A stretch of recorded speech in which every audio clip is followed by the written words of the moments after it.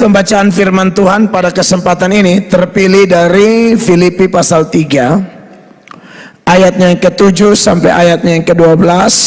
Kita akan baca berbalas-balasan. Nanti ayat 12 kita jumpa di sana atau baca sama-sama. Ayat 7, tetapi apa yang dahulu merupakan keuntungan bagiku, sekarang kuanggap rugi karena Kristus. 8, jemaat terkasih. Malahan segala sesuatu kuanggap rugi karena pengenalan akan Kristus Yesus Tuhanku lebih mulia daripada semuanya. Oleh karena dialah aku telah melepaskan semuanya itu dan menganggapnya sampah supaya aku memperoleh Kristus. Dan berada dalam dia bukan dengan kebenaranku sendiri karena mentaati hukum Taurat, melainkan dengan kebenaran karena kepercayaan kepada Kristus, yaitu kebenaran yang Allah anugerahkan berdasarkan kepercayaan. 10, jemaat. Yang kuhendaki ialah mengenal dia dan kuasa kebangkitannya dan persekutuan dalam penderitaannya, di mana aku menjadi serupa dengan dia dalam kematiannya. Ayat 11, supaya aku akhirnya beroleh kebangkitan dari antara orang mati. 12, sama-sama.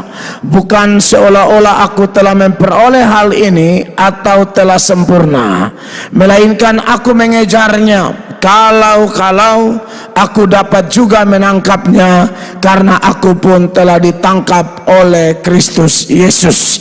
Mari kita beri tepuk tangan untuk firman Tuhan yang luar biasa. Bapak Ibu jemaat yang dikasihi oleh Tuhan Yesus, kita masih ada dalam tema victory atau kemenangan. Dan mulai minggu lalu saya menyoroti satu subtema, yaitu kaitan antara kemenangan yang sudah dikhotbahkan oleh hamba-hamba Tuhan, baik menang dari khawatir, menang dari hal dunia, menang dari minder, bahkan berkemenangan di dalam pekerjaan Tuhan karena menggunakan perlengkapan senjata Allah. Nah, kemenangan itu saya kaitkan dengan kemerdekaan Kristen, ya.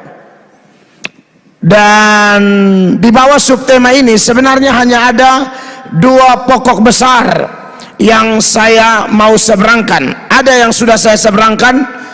Poin besar yang pertama disertai cabang-cabangnya. Kan pendeta begitu. Walaupun poin cuma dua, tapi di poin itu ada dia punya cabang lagi. Itu tentunya bukan dibuat-buat, tetapi dari teks yang kita baca memang tak bisa dihindari bahwa ada pelajaran-pelajaran rohani yang wajib diseberangkan saat seorang hamba Tuhan berbicara atas nama Allah. Dan poin pertama yang saya seberangkan kepada jemaat semua, dan pada kesempatan ini perlu saya ingatkan garis besarnya saja. Poin pertamanya adalah bahwa kemenangan yang sudah dibahas oleh hamba-hamba Tuhan, dan masih banyak hal tentunya berkaitan dengan kemenangan itu akan menjadi nyata kalau saya dan Bapak Ibu benar-benar merdeka, ya. Dan bagaimana supaya saya dan Bapak Ibu benar-benar merdeka? Caranya cuma satu. Hanya Yesus yang bisa membuat kita merdeka. Tanpa itu kemerdekaan kita palsu. Kemerdekaan kita penuh dengan kamuflase. Kemerdekaan kita penuh dengan acting. Yesus tidak mau. Dia mau memerdekakan kita dengan istilah benar-benar merdeka. Makanya dari sejumlah ayat yang kita pakai sebagai referensi minggu lalu, salah satunya adalah Yohanes pasal 8. Di ayat 32 Yesus berkata, dan kamu akan mengetahui kebenaran, dan kebenaran itu akan memerdekakan kamu. Ya, kebenaran itu dalam Injil Yohanes artinya banyak. Roh Kudus, roh kebenaran. Seturut Yohanes pasal 16, ya. Bahkan ada juga di Yohanes 17, di Yohanes 17, Yohanes 16 maksud saya, ayat yang ke-13. Firman Allah berkata, tetapi apabila ia datang, yaitu roh kebenaran, ia akan memimpin kamu ke dalam seluruh kebenaran. Roh kebenaran pimpin ke dalam seluruh kebenaran.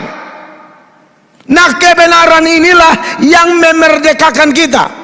Seluruh kebenaran yang mana? Ya firman Allah. Yang pernah Yesus ajarkan, Roh Kudus datang tidak bawa kebenaran baru, tapi apa yang Roh Kudus dengar dari Yesus, itu yang diseberangkan kepada kita. Ya, itulah firman Allah. Makanya dalam Yohanes 17 ayat 17 dia bilang apa di sana? Kuduskanlah mereka dalam kebenaran, firman-Mu adalah kebenaran. Dan Yesus sendiri memproklamirkan dirinya sebagai apa? Akulah jalan dan kebenaran dan hidup. Tidak ada seorang pun dapat datang kepada Bapa kalau tidak melalui aku. Jadi dalam Injil Yohanes bicara tentang kebenaran, bicara tentang Roh Kudus, roh kebenaran, firman Tuhan, firman kebenaran, dan Yesus itu sendiri adalah sang kebenaran yang sejati. Hanya Dia yang bisa memerdekakan kita, benar-benar merdeka. Makanya Yohanes 8 ayat 36, sama-sama baca 23. Jadi apabila anak itu memerdekakan kamu, kamu pun benar-benar merdeka.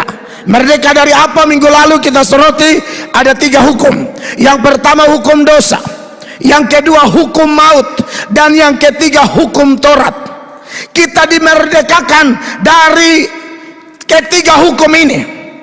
Makanya dalam Roma 8 ayat 1, jemaat boleh baca sama-sama. 1, 2, 3. Demikianlah sekarang tidak ada penghukuman bagi mereka yang ada di dalam Kristus. Ayat 2 sama-sama. Roh yang memberi hidup telah memerdekakan kamu dalam Kristus dari apa?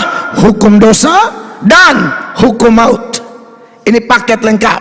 Jadi kalau dosa diampuni, maka seharusnya ya tidak ada lagi ketakutan terhadap maut. Maut bicara tentang kematian, bisa kematian jasmani, bisa kematian rohani, dan yang paling mengerikan adalah neraka. Tapi bagi anak Tuhan sejati, kalau kita sudah menerima Yesus, kita benar-benar merdeka dari hukum dosa dan hukum maut. Kita semua ini lagi tunggu nomor antrian meninggal. Kita sedang menuju sana, itu tidak bisa dihindari. Hanya tidak tahu siapa duluan. Ya, jangan saudara lihat ada jemaat yang rambutnya lebih uban dari Anda, lalu Anda berkata, beta kasihan bab tua. Kata siapa? Belum tentu yang ubanan duluan. Kamu yang belum ubanan masih segar, masih muda. Tapi kalau sudah jadwal antrianmu tiba, sujato tempo, tidak ada bisa ditawar-tawar. Tapi anak Tuhan tidak takut.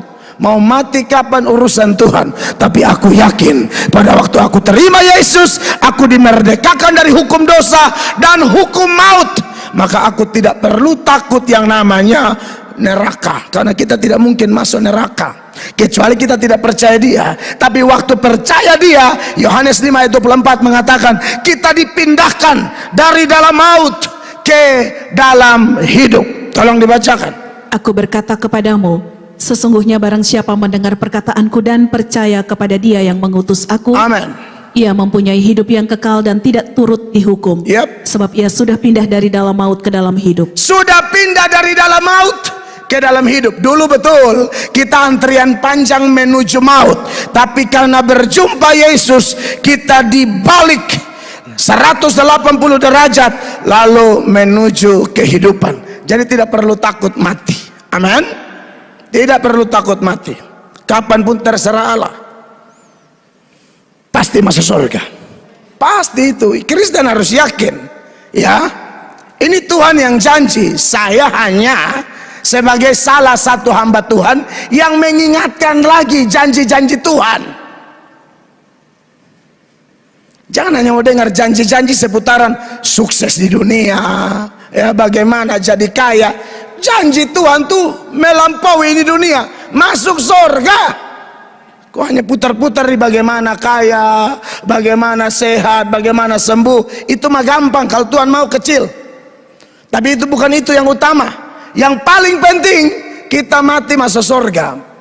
Di situ juga kita diingatkan, dunia ini hanya tempat transit, dunia ini hanya tempat tumpangan sementara. Jangan kerasan di dunia. Amin.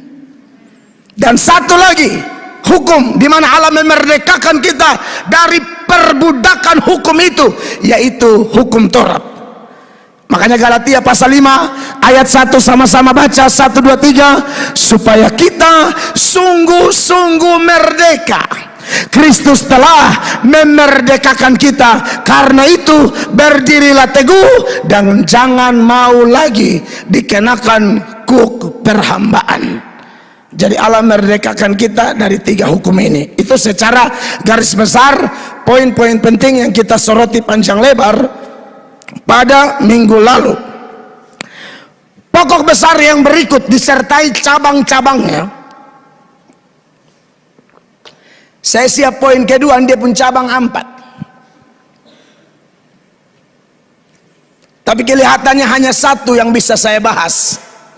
Karena saya akan menyoroti poin itu dengan sungguh-sungguh, supaya kita sama-sama belajar secara mantap, teliti, dan mendapatkan pesan-pesan yang kuat seputaran sorotan itu. Poin kita hari ini adalah, apa tandanya bahwa kita benar-benar merdeka di dalam Kristus menurut nats yang kita bahas atau kita baca di pembuka tadi, Filipi 3 ayat 7 sampai ayat 12. Apa tandanya?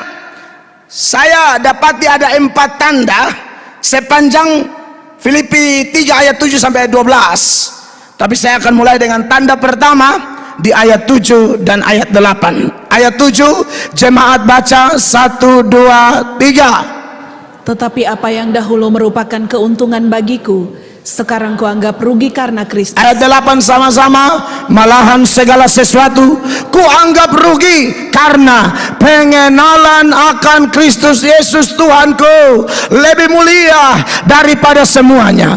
Oleh karena dialah aku telah melepaskan semuanya itu dan menganggapnya sampah supaya aku memperoleh Kristus.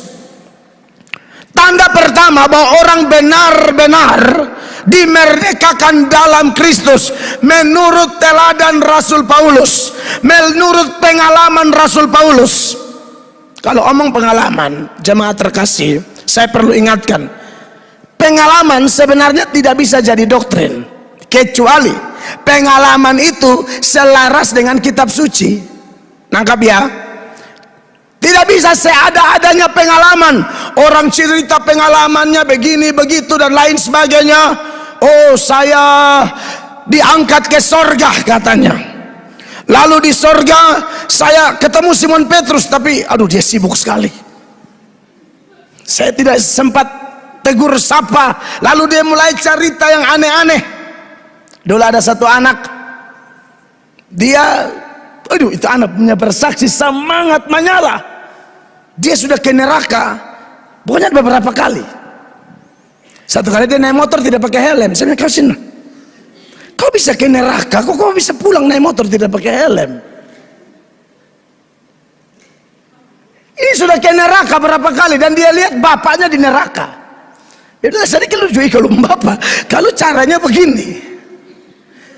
Jadi waktu itu saya ingat, saya berkhotbah dan dia bersaksi. Saya ini kan tidak ada masalah dengan kesaksian, tapi prinsip orang Kristen yang benar saat mendengar kesaksian, bahkan khotbah sekalipun, kita itu harus memiliki telinga seorang murid yang betul-betul memberi perhatian, disertai kesiapan untuk memfilter, kesiapan untuk menyaring setiap kesaksian, bahkan khotbah sekalipun. Kalau dalam Ibrani pasal 2 ayat 1 firman itu bilang begini, karena itu harus lebih teliti kita memperhatikan apa Bapak Ibu, apa yang telah kita dengar. Supaya apa? Supaya kita jangan hanyut di bawah arus.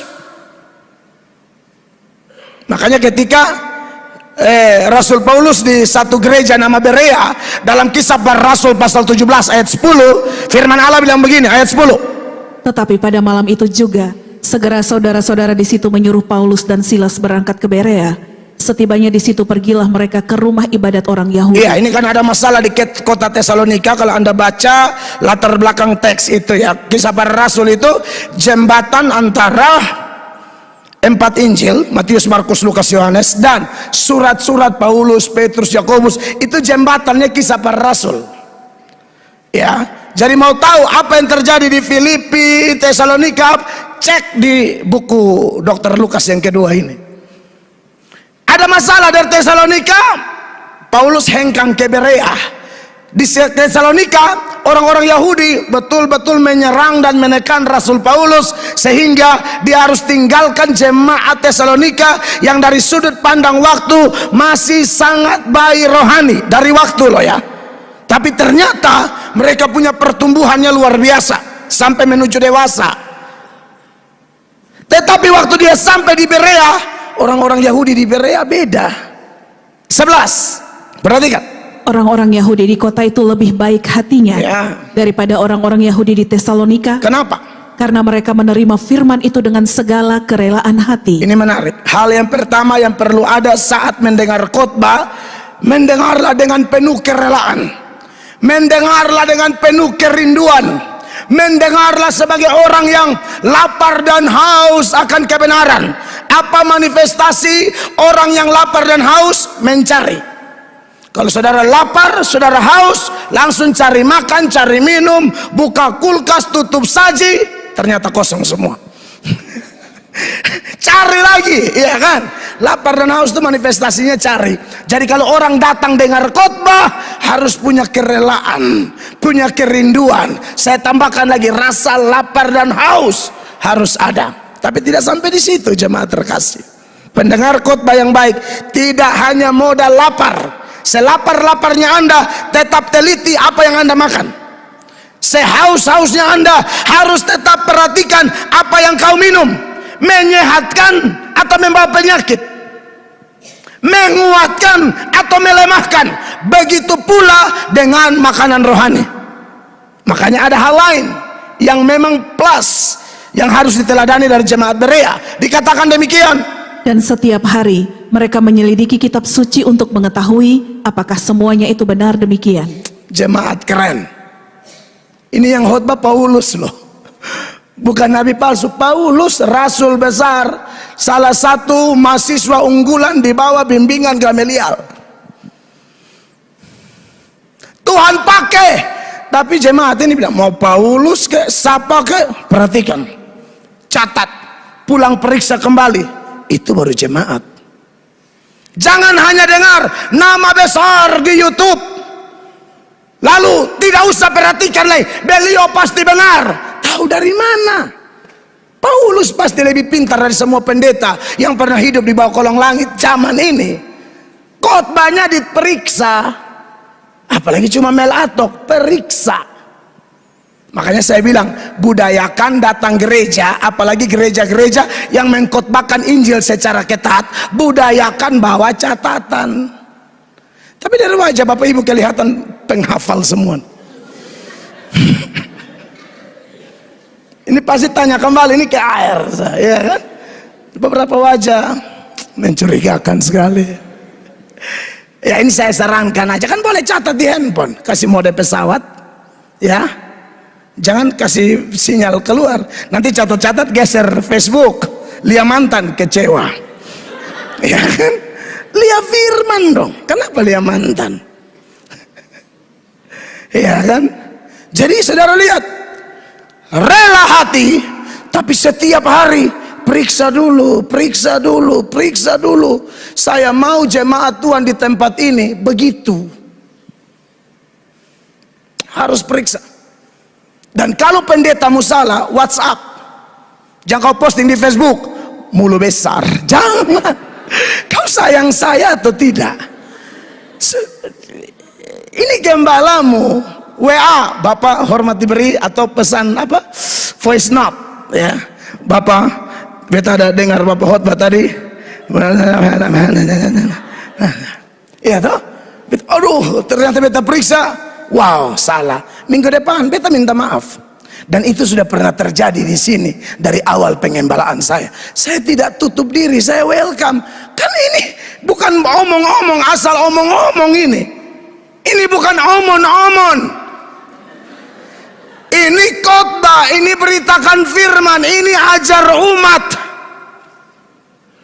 Saya sedang menyampaikan firman yang menurut pemazmur, firman itu adalah pelita dan terang bagi langkah-langkah hidup kita. Tidak bisa omon-omon, harus penuh pertanggungjawaban.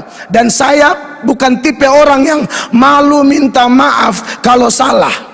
Aduh, saya tidak, karena saya lebih utamakan firman dan pertumbuhan iman jemaat daripada saya punya ego pribadi. Mentang-mentang sekolah teologi, mentang-mentang hafal ayat. Mau hafal ayat juga kalau tidak disertai dengan doktrin yang benar bisa salah. Saya ketemu banyak orang hafal ayat, bahkan setan pun hafal ayat. Dia copot sembarang, dia tafsir sembarang, itu setan. Itu yang terjadi kan waktu pencobaan di padang gurun. Yesus pakai ayat, setan pakai ayat. Yesus pakai ayat, setan pakai ayat. Yesus pakai ayat tafsir benar, setan pakai ayat tafsir amburadul. Maka perlu ketelitian. Amin, jemaat terkasih. Itu wajib hukumnya tuh. Nah, jadi saya berharap bahwa kita meneliti, termasuk kesaksian orang. Khotbah aja diteliti, apalagi cuma pengalaman. Yang tadi ke sorga lah, katanya ke neraka lah, lalu pulang-pulang dia cerita panjang lebar sampai bikin buku, sampai menimbulkan kesan bahwa pengalamannya lebih lengkap dari informasi yang diberikan oleh kitab suci tentang sorga atau neraka. Dia punya kesaksian lebih lengkap dari kitab Wahyu. Dia punya kesaksian lebih lengkap dari pengalaman Rasul Paulus misalnya. Anda perlu curigai. Rasul Paulus itu pernah ke sorga, rohnya diangkat. Rasul Paulus bilang apa? Saya ke sana, saya dengar kata-kata yang tidak boleh diucapkan sembarang. Oh, ini yang datang dia beromong sembarang. Wih, waktu beta lihat di sana, beta kesini, beta curiga ini Yakobus. Tampeleng selalu. Lu pikir sorga nih soe? Hah? Jangan lu bisa jelaskan. Lu naik Pertamina ada Hotel Blessing, lu terus Polres. Yang dibukakan di Alkitab itu sudah ada, tapi masih ada yang tersembunyi supaya jadi kejutan toh. Kalau soe, kejutan apa di soe? Sebaliknya orang soe ke Kupang, kejutan apa di Kupang? Tapi surga harus jadi kejutan. Amin. Nah, makanya kekasih Allah harus filter kesaksian orang. Dulu saya sering berhadapan dengan yang begini, baik sudah jemaat, sudah pimpin di sini maupun masih khotbah-khotbah keliling di persekutuan-persekutuan doa. Saudara tahu sendiri di persekutuan doa, ngerohnya angin ribut tanpa bimbingan pengajaran yang baik. Waduh, asal kesaksian spektakuler, semua mulut terbuka, sampai lalat masuk, kunyah buka ulang. Iya kan? Percaya sekali dengan cerita-cerita. Sampai ada tuh dokter, tapi dokter sekuler, bibar doa di tim doa. Tim doa bilang, masalah yang Anda hadapi hanya bisa diselesaikan kalau pergi minta di nenek pengkubur. Nenek Sumati dari tahun 90-an awal. Bayangkan, Anda bisa lihat tim doa suruh menyelesaikan, ada sakit tertentu, kalau mau sembuh harus ngobrol dengan nenek di kuburan. Nah, Anda yang mengerti firman, kita kan sudah tahu tidak ada hubungan orang mati dengan orang hidup. Amin. Kalau pi omong dengan nenek, kalau nenek menyawa, lu mau lari di mana? Saya tanya kau. Hah? Lu lari, Scooby-Doo juga kalah. Kan tidak ada hubungan. Tapi lihat, tanpa pengajaran, apalagi iya kan? Kalau penglihatan di Kupang kan saudara tahu, tuh bikin seram-seram.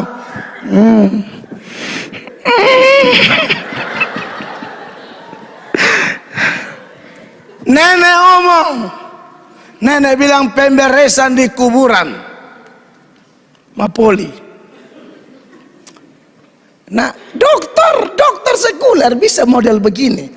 Jadi biar mau dokter tinggi-tinggi tapi tidak belajar Alkitab baik-baik, sorry, mungkin dunia angkat jempol kau, tapi secara rohani lu bodoh sekali.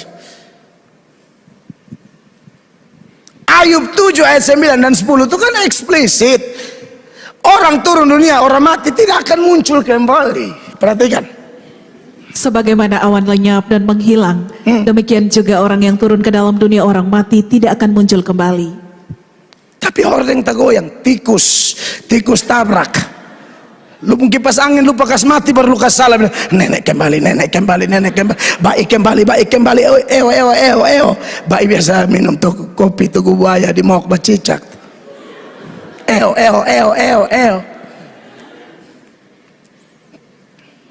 Tidak bisa kembali ya. Saudara tolong sekolah jauh, ada yang bisa sekolah sampai Jawa sana, pulang ngomong Allah gue, tapi mau dikubur nenek Allah sama gue.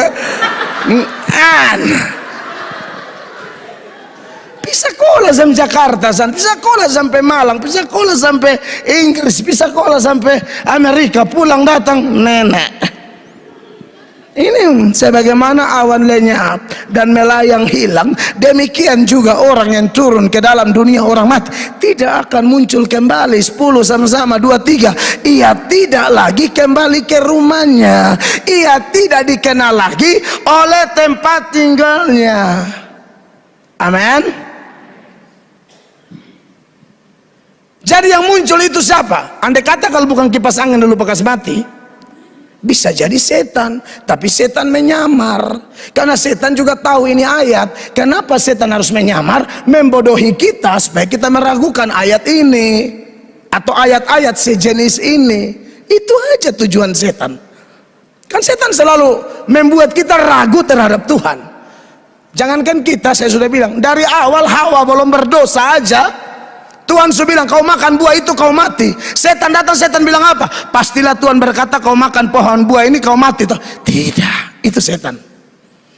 Firman sudah jelas-jelas nih, tidak ada hubungan orang mati dan orang hidup. Setan akan bikin satu peristiwa, setan akan setting satu keadaan sehingga Anda dan saya sebisa mungkin setan mau ragu ayat ini. Maka waspadalah.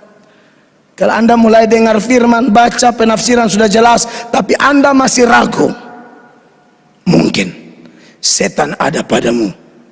Cepat tunduk kepada Allah supaya dia lari. Yakobus 4 ayat 7 sama-sama baca. 1, 2, 3. Karena itu tunduklah kepada Allah dan lawanlah iblis, maka ia akan lari daripadamu. Satu bukti Anda dan saya tunduk kepada Allah. Anda tunduk kepada apa? Kepada firman-Nya. That's it. Tunduk dong pada firman. Jadi poin pertama seputaran tanda seseorang benar-benar merdeka, yaitu menurut pengalaman Paulus yang kemudian menjadi firman. Kenapa pengalaman Paulus ini kemudian jadi firman? Atas seizin Allah sang pemilik firman, tahu persis bahwa pengalamannya tidak bertentangan dengan firman. Tandanya apa? Di Filipi 3 tadi ayat 7 dan 8. Orang yang benar-benar merdeka dalam Kristus ialah lain dulu, lain sekarang. Lain waktu dia belum terima Yesus, lain setelah dia terima Yesus. Bahkan saya memakai kalimat, ada kontras yang sangat-sangat tajam dari Rasul Paulus sebelum dia menerima Yesus dan sesudah dia menerima Yesus. Ada satu kontras yang tajam. Ada satu kata Yunani yang menjelaskan pertobatan, namanya metanoia. Metanoia itu perputaran pikiran 180 derajat. Kalau dulu dia ke utara, sekarang dia ke selatan. Tapi ada yang pertobatannya kebablasan. Bukan 180, 360. Foe kembali. Kita cukup 360 ayat 180 ya. Jangan sampai 360. Nah, menarik bahwa Rasul Paulus itu beda sekali. Sampai dia bilang semua kelebihan-kelebihan yang dulu, semua hal yang menjadi penghambat dia mengenal Kristus, dia lepaskan supaya dia memperoleh. Tanpa melepaskan masa lalu, engkau tidak bisa memperoleh Kristus. Tidak bisa dua-dua jalan. Bagaimana caranya? Saya memperoleh Kristus tanpa melepaskan hal-hal yang menghambat pengenalan itu. Kamu akan jadi Kristen tidak jelas, tarik menarik sampai mati, tidak ada keputusan jelas. Harusnya kalau mau memperoleh, lepaskan semua hal yang menjadi penghambat pengenalanmu akan Kristus. Bukan pengetahuan, pengenalan. Tahu beda dengan kenal. Anda tahu saya, tapi Anda tidak kenal saya secara detail. Atau katakanlah kita bilang kita tahu seseorang, nah itu cocok tahu. Kenal tuh sampai detail-detail. Kata Ibrani untuk kenal mengenal, dia pakai kata Ibrani iyada. Dia pakai kata Yunaninya ginosko. Itu seperti orang nikah, merit. Mel Atok boleh hebat, heboh di mana-mana, tapi yang paling kenal saya beliau, istri saya. Dia kenal saya.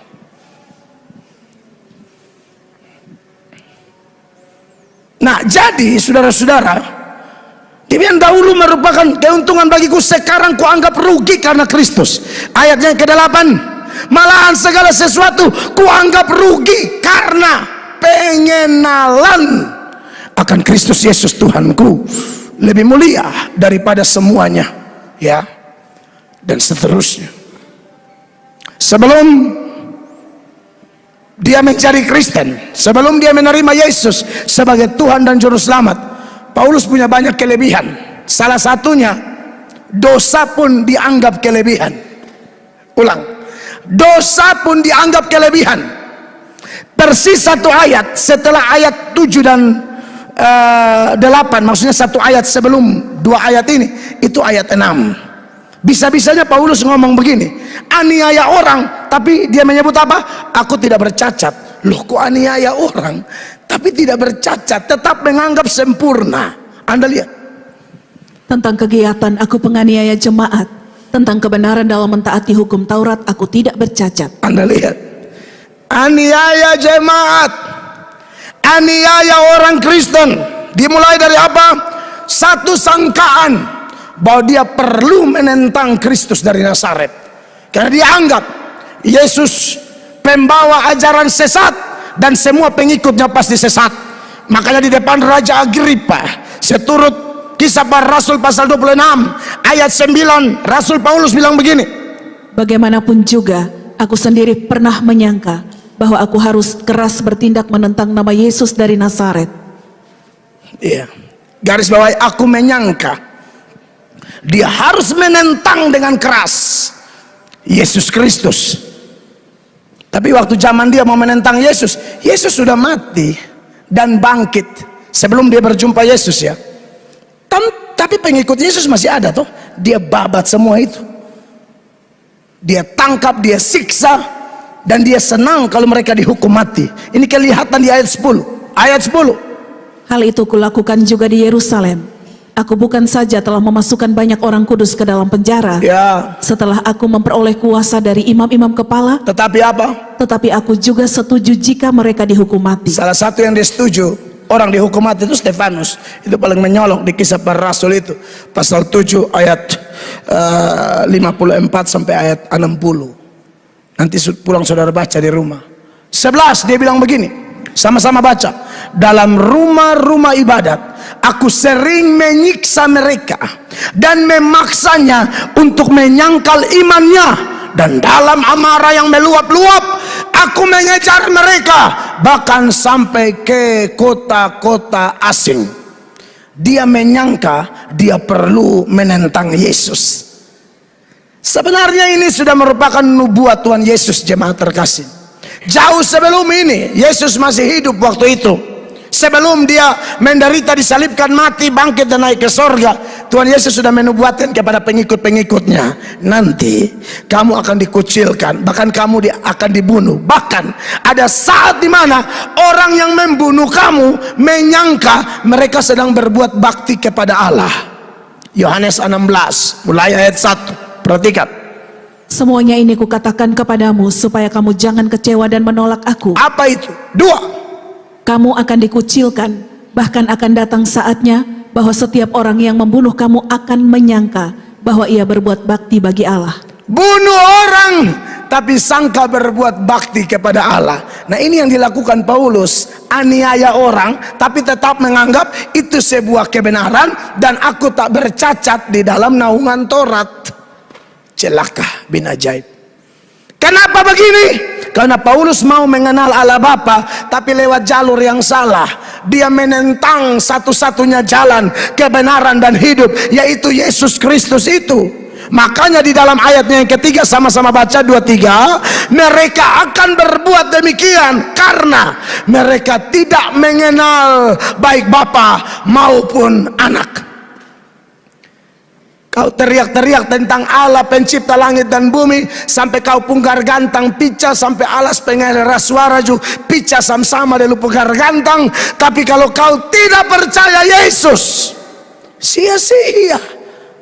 Yesus itu satu-satunya jalan untuk orang bisa mengenal Allah. Allah menyatakan dirinya melalui anaknya. Makanya Yohanes 1 ayat 18 bilang apa? Perhatikan.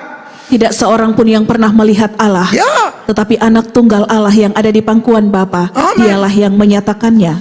Jadi orang mau tahu Yesus, mau tahu Bapa harus lewat Yesus, tidak bisa tidak. Makanya muridnya bernama Filipus itu satu kali bilang begini, Tuhan tunjukkan Bapa itu kepada kami. Tuhan Yesus bilang, Ibu Filipus ini kan Ibu, Om Ibu kan, Ibu Filipus, kau sudah ikut saya begini lama nih, kau bilang tunjukkan Bapa. Kau lihat aku, kau sudah lihat Bapa. Bapa ada di dalam aku.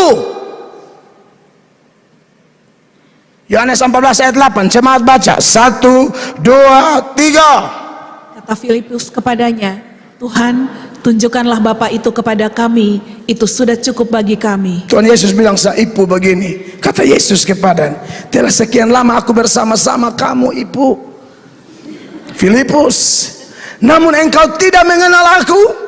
Barang siapa telah melihat aku, kata Yesus, ia telah melihat Bapa. Bagaimana engkau berkata, tunjukkanlah Bapa itu kepada kami? 10 jemaat.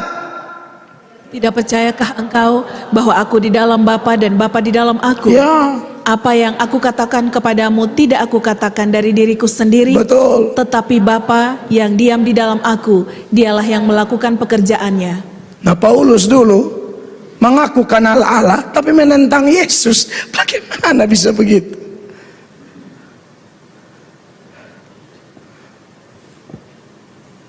Hosea bilang apa? Umatku binasa karena tidak kenal Allah. Tapi mau kenal Allah dengan kekuatan kita, susahnya minta ampun. Maka satu-satunya cara supaya saya dan Bapak Ibu bisa mengenal Allah, harus Allah itu sendiri yang memperkenalkan dirinya kepada kita. Tanpa itu kita tidak bisa mengenal Allah. Sekarang saudara cek, mulai dari Bapak segala orang percaya, Abraham, dia yang kenal Tuhan atau Tuhan yang memperkenalkan diri kepada dia? Tuhan yang memperkenalkan diri kepada Abraham melalui firman-Nya. Termasuk malam ini, saat firman-Nya disampaikan, Anda dengan penuh perhatian mendengarkan firman-Nya, sebenarnya Allah sedang memperkenalkan dirinya kepada Anda dan saya, supaya kita mengenal Dia semakin hari semakin kuat, semakin hari semakin lengkap. Jangan kenal Allah setengah-setengah. Jangan kenal Allah hanya berdasarkan Yohanes 3 ayat 16 saja. Karena begitu besar kasih Allah akan dunia ini, dan seterusnya. Hanya kenal Allah, kasih. Cek dong, dia Allah yang cemburu. Cek dong, dia Allah yang murka juga. Bukan hanya mengasihi. Banyak orang yang soroti kasih Allah, makanya seenak-enaknya mempermainkan dia.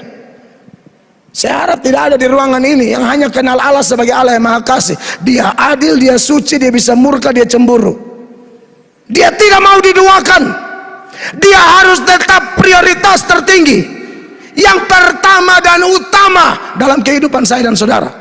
Jangan coba-coba geser dia hanya gara-gara perempuan. Jangan coba-coba geser dia hanya gara-gara laki-laki. Jangan coba-coba geser dia hanya gara-gara uang dan lain sebagainya.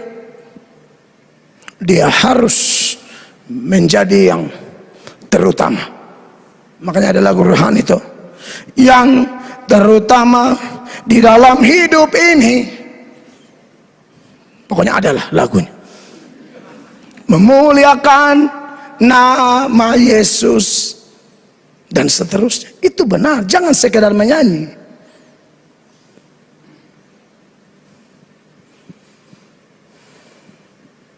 Nah, jadi bagaimana supaya mengenal dia? Dia harus memperkenalkan dirinya kepada kita.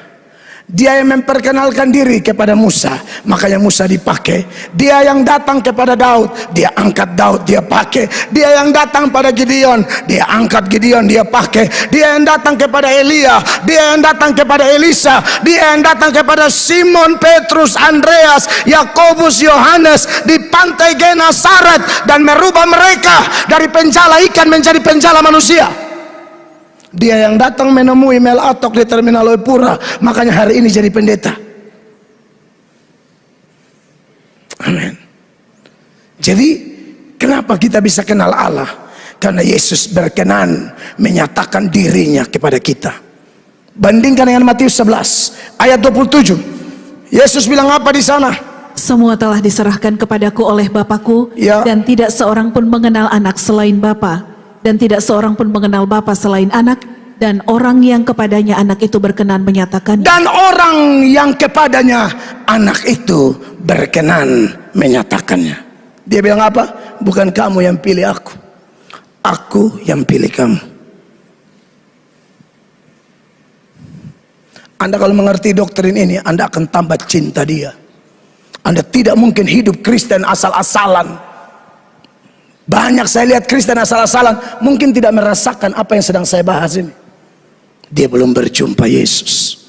Dia hanya beragama karena papanya Kristen, mamanya Kristen, tokohnya majelis tak tergantikan.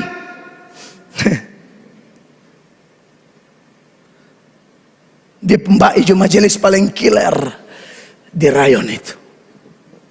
Dalam majelis lain batu santaku, mabain bahaya.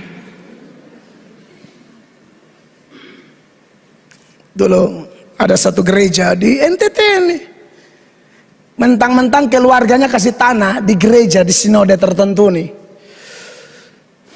Jadi mau atur pendeta semua, seenak-enaknya marah-marah pendeta. Apalagi kalau pendetanya pendeta perempuan, aduh itu sasaran kena mengomel, sasaran kena cuci maki, hanya gara-gara gereja itu dibangun di atas tanah mereka. Kelihatannya belum balik nama menjadi milik sinode itu, masih nama keluarga. Jadi seenak-enaknya. Ada 3 bersaudara, 1 dan 2 dan 3, semuanya disebut dengan istilah apa? Joker. Joker 1, Joker 2, Joker 3.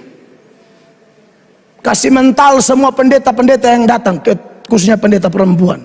Maka datanglah seorang pendeta yang ini lain daripada yang lain, bertobat, betul-betul melayani bukan karena gaji, tapi karena dipanggil Allah. Maka dia punya kehidupan pertobatan jelas, dia punya kehidupan doa jelas, dia punya pengenalan yang dalam akan Allah, dia punya keintiman luar biasa, dia kuat berdoa. Joker pertama sakit aneh, mati. Joker kedua, kisah nyata ini, sakit aneh, mati juga. Joker ketiga, dada mulai tertikam, datang minta ampun di pendeta. Pendeta bilang jangan coba-coba anggap enteng gereja lagi. Joker ketiga masih hidup sampai sekarang, untung bertobat. Kau tidak mampu semua, kau enak-enak saja dengan apa? Tuhan Allah, kau pikir kau yang kasih itu tanah aja lu bisa atur gereja sesuka hati? Tidak bisa begitu. Amin. Saudara kalau sumbang di gereja, buat sesuatu untuk gereja, ingat, lakukan seperti untuk Tuhan. Amin. Jangan memberi untuk minta dihormati, dihargai, disanjung-sanjung, orang soya katong. Tidak boleh. Anak Tuhan tidak demikian. Amin. Anak Tuhan tuh memberi ya, semua dari Tuhan. Aku beri untuk kemuliaan Allah. Jangan seperti joker ini. Joker merah, joker hitam. Joker hijau lolos.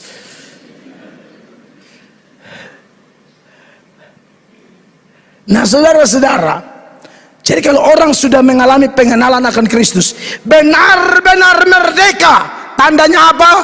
Lain dulu, lain sekarang. Aduh, dulu Paulus apa? Bangga sekali kalau jahat, sekarang tidak. Sekarang dia malu dengan masa lalunya. Dan memang orang-orang tertentu ya, jahat tuh bangga sekali.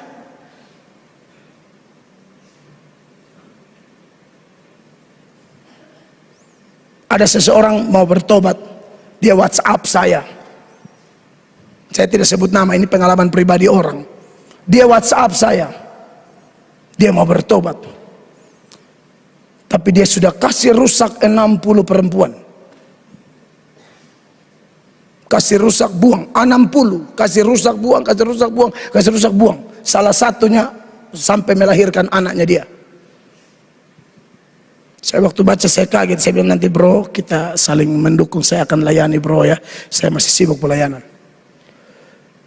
Tapi dia akhirnya sampai kepada keputusan mau bertobat. Saudara sudah dalam Yesus, sudah benar-benar merdeka. Bagaimana kau dulu dan sekarang? Kalau Anda orang muda, karena mana dulu pacaran dengan sekarang? Kalau pacaran muda dulu sampai sekarang masih sama, kau belum merdeka. Tidak ada perubahan apa-apa.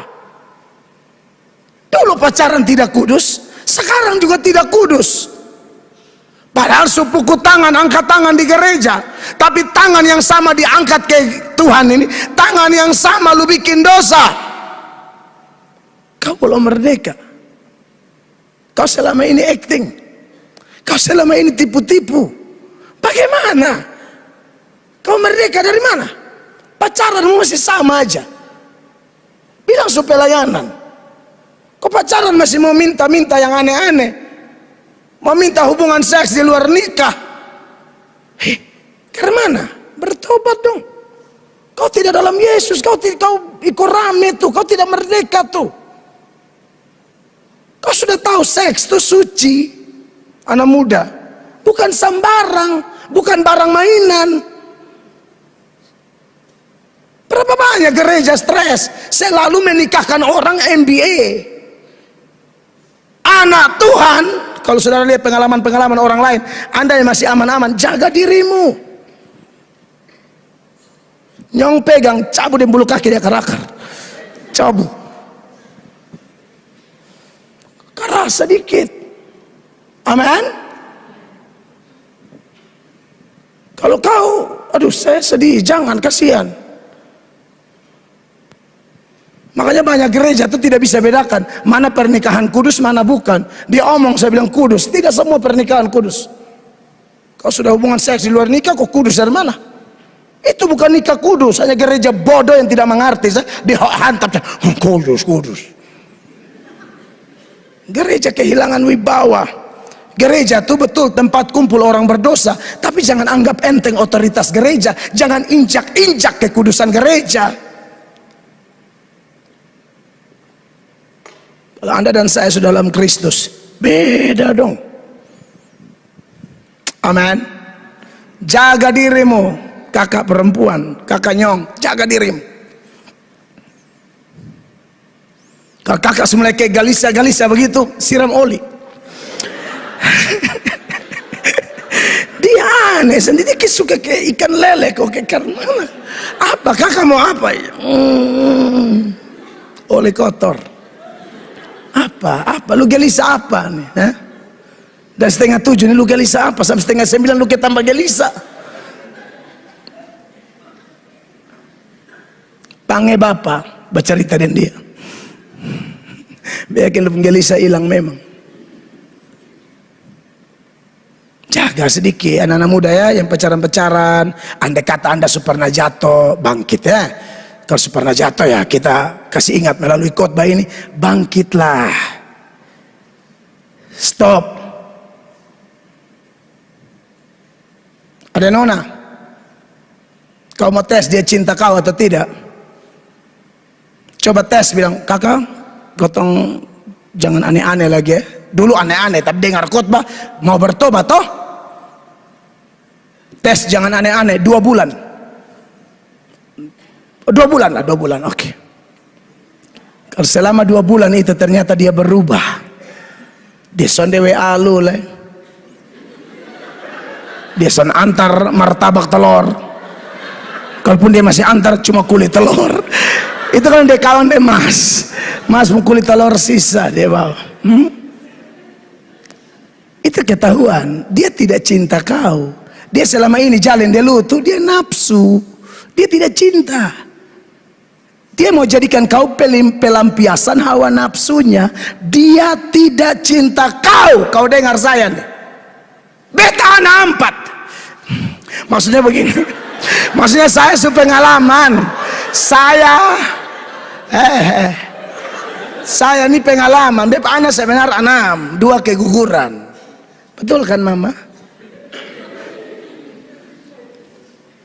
Jadi saya ini orang tua, pendeta orang tua. Kau coba 1 bulan, bilang kakak jaraba beta. Coba kakak rabat-rabat pom Pinang coba. 17 Agustus, biar kakak rasa itu gumuk tuh.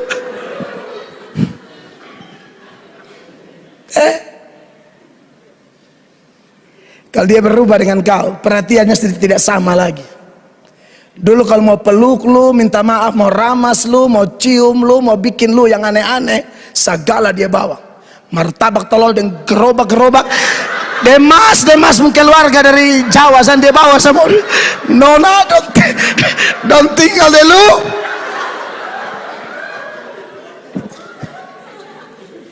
Tapi waktu kau buat ketegasan, hilang kabar, perhatian tidak ada. Kau tanya, kak su makan? Hema makan kau sana. Berarti lu setahun. Dia san sayang lu. Dia san cinta lu, bodok. Supaya lu tahu. Dia san cinta lu. Ini orang begini mesti kasih terang otak. Lu bodoh. Dia hanya mau pegang ramas lu. Tahu tuh mau ngomong gaya apa ya? Dia cinta kau dari mana? Beda. Kalau dulu pernah jatuh, katakanlah pernah jatuh ya. Beberapa wajah nih hanya Tuhan yang tahu. Presentasi jatuh ke belum, tapi semua ada terekam di surga. Kecuali minta ampun sekarang dihapus di sana. Anda percaya itu? Jadi lain hal Anda sejatuh, oke. Lalu Anda buat aturan, kakak kotong stop begini-begini, tapi dia tetap antar martabak. Amin. Terang bulan.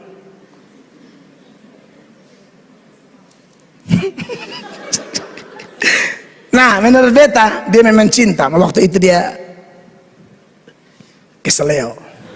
Serius, dia cinta tuh. Lanjut aja, lanjut sambil berjaga-jaga. Begitu sah. Kalau dia minta cium, dia bilang kakak Desember sah. Kan hari Natal. Datang salam, selamat Natal mama. Salam. Benar, lu mau cium, lu tidak hanya dapat dia dan dia pun nenek semua yang dari Amnaton itu. Benar. Lu cium semua di Desember. 24 malam lu buka rumah, lu bisa. Lu lap dapat dan dia om semua lu fadok. Yang sana ada kumis, lu fafak semua. Lu dapat banyak kan? Tuhan menjauh lebih dari yang kau pikirkan. Tuhan menjauh lebih, lu hanya pikirin nona, sana Tuhan kasih bonus. Dia om semua, dan bayi, ya semua. Pak RT juga pas ada, langsung nih Pak RT. Cium memang, berikut disuganti itu. Oh, Yesus. Jadi begini. Kalau sudah ada Yesus, mulai berubah. Amin. Cara pacaran berubah, cara lihat uang juga sudah berubah. Dulu gara-gara uang halalkan segala cara. Mau bikin malu diri, bikin malu Tuhan, korbankan keluarga, korbankan orang lain, injak orang, yang penting duit. Itu yang Paulus bilang 1 Timotius 6 ayat 10, akar segala kejahatan cinta uang. Perhatikan ayat itu. Karena akar segala kejahatan ialah cinta uang. Ya. Sebab oleh memburu uanglah beberapa orang telah menyimpang dari iman dan menyiksa dirinya dengan berbagai-bagai duka. Tapi sekarang sudah dalam Yesus. Bukan Anda yang buru uang, harusnya uang buru Anda. Anda buru hadiratnya. Anda seperti Tommy Tenney pernah buat satu buku, dia menjudul Pemburu Tuhan. Kalau Anda baca seluruh teks yang kita baca di Nats Pembuka, Paulus bilang, aku kejar pemburu Tuhan. Kalau kau kejar Tuhan, kejar kebenarannya, berkat yang kejar kamu, anak-anak muda, bapak-bapak ibu yang sudah berumah tangga maupun yang akan berumah tangga. Berkat kejar kita, bukan kita kejar berkat. Amin. Jangan takut. Dan saudara bisa menjabarkan sendiri perubahan apa yang terjadi dalam hidup kita. Intinya ada perubahan yang jelas. Dan satu hal penting lagi, Paulus itu ya, setelah bertobat, dia tidak malu bicara masa lalunya. Dulu dia bangga luar biasa menganiaya jemaat, dianggap kebanggaan. Sekarang dia bilang tidak.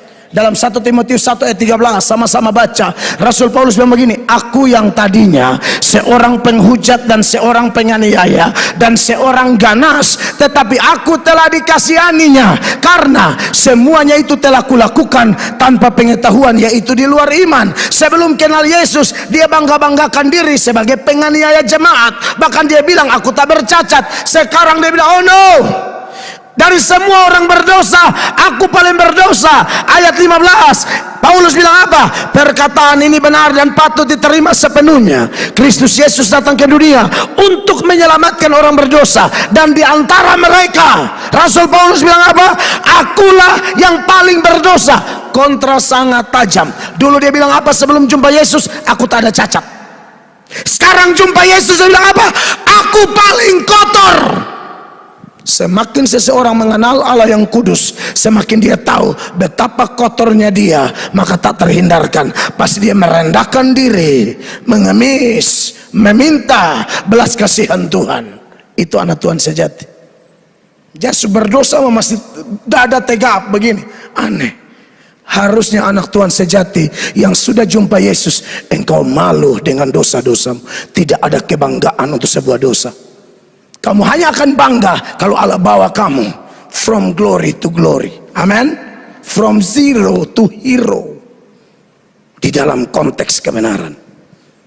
Di situ kebanggaan kita. Mau bangga apa dengan dosa, kenajisan, kekotoran? Aku paling kotor. Dan dia tidak malu bersaksi masa lalunya. Bahkan banyak orang bongkar-bangkir masa lalunya. Dia sudah ajar benar, tapi orang belum bisa terima dia karena orang masih ingat masa lalunya. Bandingkan Galatia 1 ayat 20, Rasul Paulus bilang apa di sana? Di hadapan Allah kutegaskan, apa yang kutuliskan kepadamu ini benar, aku tidak berdusta. 21. Kemudian aku pergi ke daerah Syria dan Kilikia. Bagaimana respon jemaat di sana? Tetapi rupaku tetap tidak dikenal oleh jemaat-jemaat Kristus di Yudea. Lalu 23. Apa yang dipersoalkan dari Paulus? Mereka hanya mendengar bahwa ia yang dahulu menganiaya mereka, sekarang memberitakan iman yang pernah hendak dibinasakannya. Orang masih persoalkan masa lalunya. Tapi dasarnya kalau orang sudah merdeka, dia tidak akan tersinggung, dia tidak akan terganggu kalau orang bongkar-bangkir masa lalunya. Oh, Mel Atok orang miskin, dulu penjahat, dulu tukang pancuri. Benar, itu benar. Tapi saya tidak terganggu lagi kalau kau omong itu. Saya sudah dimerdekakan dari masa lalu saya. Yang lama telah berlalu, sesungguhnya baru masih datang. Kalau ada orang omong itu saudara marah, Anda belum merdeka. Anda masih diikat hal itu, makanya kau ngamuk-ngamuk. Saya masih kasih aja.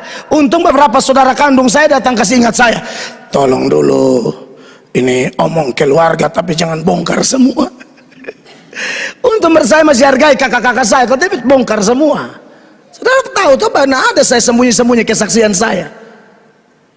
Tapi ini saya harus omong, saya ini dan kakak-kakak saya, kami anak hasil kumpul kebo. Papa dan mama itu tidak nikah, dapat kami semua. Saya sudah STH, baru saya urus papa dan nikah. Papa dan mama nikah, tapi anak haram ini Tuhan tangkap. Saya jumpa Yesus, saya hamba Yesus. Yesus tidak datang cari orang benar, dia cari orang berdosa yang rendah hati dan berkata, aku berdosa, aku kotor. Dia akan ubah engkau, dia pakai engkau untuk kemuliaan namanya. Saya selesai, Tuhan dimuliakan. Beri tepuk tangan yang meriah.